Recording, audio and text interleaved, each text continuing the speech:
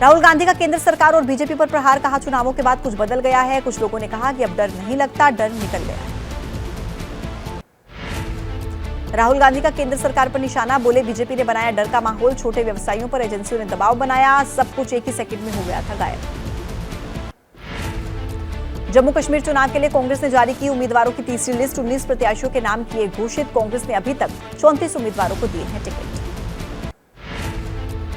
हरियाणा चुनाव को लेकर बीजेपी आज जारी कर सकती है उम्मीदवारों की दूसरी लिस्ट। कल गृह मंत्री के घर पर हुई थी बैठक, उम्मीदवारों के नाम पर हुआ था मंथन, बीजेपी अध्यक्ष भी हुए थे शामिल।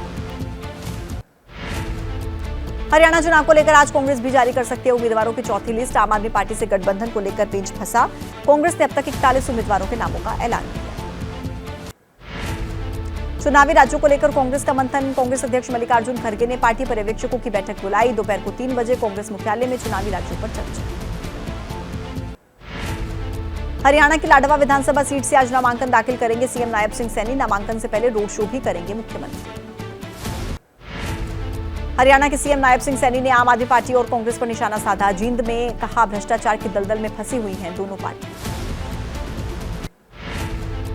हरियाणा में आम आदमी पार्टी के अकेले चुनाव लड़ने की खबर के बाद कांग्रेस और बीजेपी में भगदड़, बीजेपी को बड़ा झटका। पूर्व मंत्री प्रोफेसर छतरपाल सिंह आम आदमी पार्टी में हुए शामिल।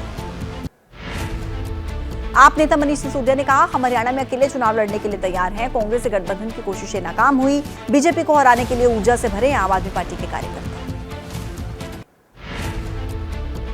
दुष्यंत चौटाला का बड़ा दावा, बोले कि इस बार हरियाणा में जेजेपी का ही होगा मुख्यमंत्री। किंग मेकर बनेगी जननायक जनता पार्टी। 2019 के मुकाबले इस बार ज्यादा मजबूत स्थिति में है जेजेपी।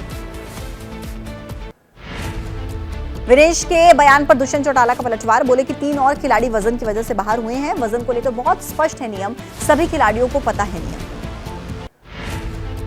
सिरसा की डबवाली विधानसभा में जेजेपी महासचिव दिग्विजय चौटाला का चाचा अभय चौटाला पर तंज, बोले कि वो हर रात सीएम बनकर सोते हैं, लेकिन सुबह देखते हैं कि 32 सीटों में से एक ही सीट पर सिमट गया है इंडियन नेशनल लोकदल।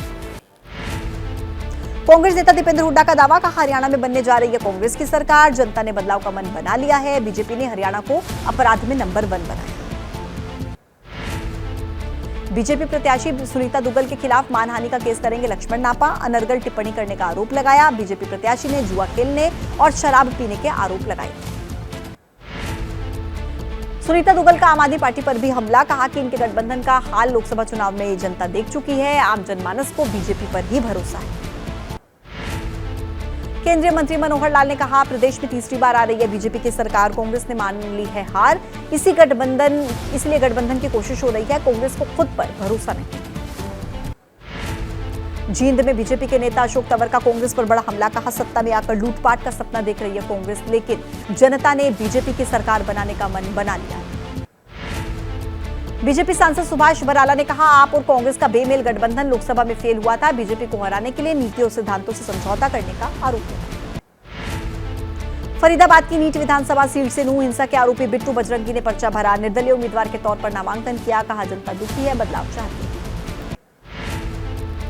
हरियाणा में कांग्रेस ने पलवल सीट को होल्ड पर रख दिया है। दरअसल पूर्व मंत्री करण सिंह दलाल ने बिना टिकट मिले ही पलवल से कर दिया नामांकन। कांग्रेस का सिंबल जमा न करने पर रद्द हो जाएगा फॉर्म। कांग्रेस उम्मीदवार विकार रसूल के आरोपों पर उमर अब्दुल्ला की सफाई, कहा वो गठबंधन नहीं बनी, हाल में नेशनल कॉन्फ्रेंस से प्रतिद्वंदी उतारे जाने से खफा है। उमर ने अफजल गुरु की फांसी को भी बताया गलत। नेशनल कॉन्फ्रेंस के प्रमुख फारूक अब्दुल्ला का बड़ा दावा, कहा कि हम धारा 370 वापस लाएंगे। इसे हटाने में कई साल लगे हैं और अब इसे वापस लाने में भी कई साल लगेंगे। महबूबा के आरोपों पर एनसी नेता फारूक अब्दुल्ला का पलटवार, बोले पहले महबूबा मुफ्ती बताएं कि 20 साल कांग्रेस में रहने के बाद उनके पिता ने आखिर कांग्रेस क्यों छोड़ी थी। नेशनल कॉन्फ्रेंस नेता फारूक अब्दुल्ला का रक्षा मंत्री राजनाथ सिंह पर भी पलटवार, कहा 370 हटने के 5 साल के बाद भी घाटी में आतंकवाद, बीजेपी को हिंसा के लिए ठहराया जिम्मेदार।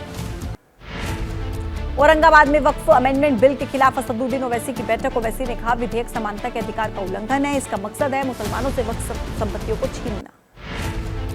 केंद्रीय मंत्री गिरिराज सिंह का असदुद्दीन ओवैसी पर पलटवार, बोले ओवैसी का काम केवल मुसलमानों को भड़काना। ओवैसी जैसे लोग देश में गृह युद्ध छिड़वाना चाहते हैं। पूर्व केंद्रीय मंत्री डॉक्टर संजीव बालियान ने फिर से की पश्चिमी यूपी को अलग राज्य बनाने की मांग। युवाओं से आंदोलन के लिए आह्वान किया, कहा यूपी के विभाजन से होगा ज्यादा विकास। रांची पहुंचे झारखंड बीजेपी के चुनाव सह प्रभारी हिमंता बिस्वा शर्मा का दावा। बोले कांग्रेस के 12 से 14, झारखंड मुक्ति मोर्चा के 2 से 3 विधायक हमारे संपर्क में हैं, लेकिन हम सबको नहीं ले सकते। संघ प्रमुख मोहन भागवत ने पुणे में कहा, हमारा देश बहुत भाग्यशाली है। संकट की घड़ी में महापुरुष आगे आते हैं और समाधान भी। देश की गति में बाधा पैदा करने वालों को घबराने की जरूरत नहीं। बिहार के समस्तीपुर में आज से कार्यकर्ता आभार कार्यक्रम शुरू करेंगे। आरजेडी नेता तेजस्वी यादव कार्यकर्ताओं से बातचीत होगी। विधानसभा चुनाव की रणनीति पर करेंगे चर्चा।